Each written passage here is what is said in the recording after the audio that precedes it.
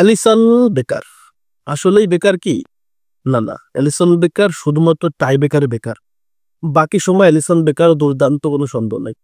Alisson Becker আমার পছন্দের goalkeeper এবং আমি তাকে প্রচুর পছন্দ করি, কিন্তু সে কিন্তু কখনো তার দলকে টাই বেকার থেকে রেস্কিউ করতে পারে নাই। এটা হয় না কেন জানি, আসলে অ্যালিসন বেকারের এই কোয়ালিটিটা নাই। আমাদের কিন্তু বিশ্বকাপের প্রস্তুতি নেওয়া শুরু হয়ে গেছে। আঞ্চলিকের প্রত্যেকটা ডিপার্টমেন্টে ডেভেলপমেন্ট দরকার, ডেভেলপমেন্ট না, স্বয়ংসম্পূর্ণ দরকার। আমি এর আগের দিন আলোচনা করছি যে ব্রাজিলের পেনাল্টি টেকার স্পেশালিস্ট দরকার, at the same time penalty save করার গোলকিপার স্পেশালিস্ট দরকার। অ্যালিসন বেকার অনফিল্ডে সীমাবদ্ধ। যদি ম্যাচটা যখন টাই বেকারে যাবে তখনই গোলকিপার চেঞ্জ করতে হবে। এবং এইখানটাতে যে নামগুলো আমার কাছে মনে হয় যে আঞ্চলিক বিবেচনা করবে সেটা হচ্ছে হুগো সুজা, লুকাস পেরি অথবা বেন্তো, এই নামগুলোই আসবে। তো এই তিনটা থেকে দুইটা অবশ্যই সিলেক্ট করবে, অ্যালিসন থাকবে, কোনো সন্দেহ নাই।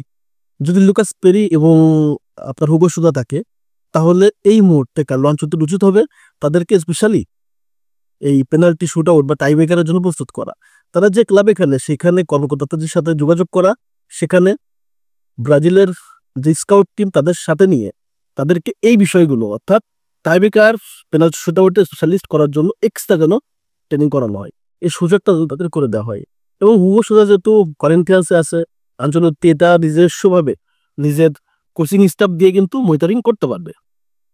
আমরা একটা জিনিস সবসময় চিন্তা করি যে আপনি যখন স্বয়ংসম্পূর্ণ থাকবেন তখন কিন্তু কর্তৃপক্ষ আপনাকে ভাঙতে পারবে না। পেনাল্টি শুট আউটে যাই, এটা একটা ভাগ্যের খেলা, এটা একটা আপনি লটারি বলতে পারেন। কিন্তু কথা হচ্ছে যে সবসময় কিন্তু পেনাল্টি শুট আউট লটারিতে কাজ হয় না। যেমন ধরেন আমি আপনাকে বলি যে আর্জেন্টিনার ইমিলিয়ানো মার্টিনেজ, সে কিন্তু দাঁড়ায় যখন একটা এক্সট্রা কনফিডেন্ট তার ভিতরে থাকে, কিন্তু অ্যালিসন বেকার, এডারসন, তাদের ভিতরে আমি কখনো ওই যে একটা কনফিডেন্ট যে প্রতিপক্ষ যেই হোক না কেন রুখে যাবে, এই যে মেন্টালিটিটা আসলে নাই, উগ্র মেন্টালিটি নাই।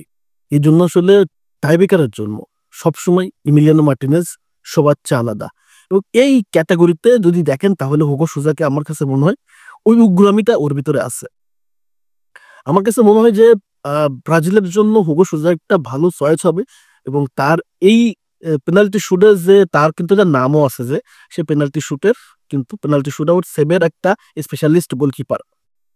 এই গোলকিপারটা যখন আমাদের দলে থাকবে অন্তত আমরা জানবো যে আসলে পেনাল্টিতে গেলে অন্তত ভরসা রাখতে পারবো, কিন্তু অ্যালিসন বেকার ভরসা রাখতে পারবো না, আমরা ভরসা পাচ্ছি না। গতকালকে শেফিল্ড শিল্ডের ফাইনালে দেখেন আপনি, লিভারপুল হেরে গেল টাই ব্রেকারে, সেখানে অ্যালিসন বেকার লাস্ট শটটা সেভ দিলেই দিতে পারতো, কিন্তু আসলে অন্যদিকে লাভ দিছে।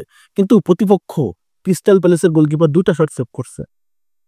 তো শুধু গোলকিপারের দোষ দিলে হবে না, এখানে আসলে সালা উপর দিয়ে বল মেরে দিল, তার সাথে ম্যাকঅ্যালিস্টার, ইলিয়ট, এরা কিন্তু মিস করছে। তো গোলকিপারের যেমন ইম্পর্টেন্স, সেম টাইম যারা পেনাল্টি শুট নেবে তারাও ইম্পর্টেন্ট। তবে এই মুহূর্তে আমার কাছে মনে হয় যে গোলকিপারের জায়গা থেকে অ্যালিসন বেকারকে অনফিল্ডেই কার্লো আনচেলত্তি বিবেচনা করা উচিত। যখনই টাই ব্রেকারের প্রশ্ন আসবে, যখন টাই ব্রেকারে যাবে, এখানটাতে হয় হুগো সুজা অথবা লুকাস পেরি, যে কোনো একজনকে আসলে প্রস্তুত করা উচিত। তাহলে আমাদের অন্তত এই টেনশনটা থাকবে না, আমরা বিশ্বাস করবো যে না, আমরা টাই ব্রেকারে অন্তত ফাইট দিতে পারবো। সো অ্যালিসন বেকারের উপরে আমার আস্থা সবসময় ছিল, অনফিল্ডে এখনো আছে, এবং অনফিল্ডে তার মতো গোলকিপার আমি দেখি না। হ্যাঁ, তার লেভেলের আছে দোনারুম্মা, তার সাথে আপনি ম্যানুয়েল নয়্যারকে বলতে পারেন।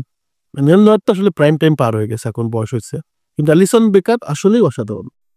কিন্তু পেনাল্টি শুট আউটে অ্যালিসন আসলেই বেকার। তো এটা হচ্ছে আমার মতামত। আমার কাছে কথা হচ্ছে যে সুজা এবং লুকাস পেরি যে কোনো একজনকে প্রস্তুত করা দরকার বিশ্বকাপের জন্য, যদি কিনা টাই ব্রেকারে যায়। টাই ব্রেকারে যাবে কিনা যায় না, বাট আপনাকে তো প্রস্তুত থাকতে হবে, প্রস্তুত থাকতে হবে। এই প্রস্তুতটা কার্লো আনচেলত্তি নিবে বলে আমার কাছে মনে হয়, কারণ আমাদের অ্যালিসনের উপরে এই ভরসাটা নাই, মিশাইলো পেনাল্টি সেভ করতে পারবে।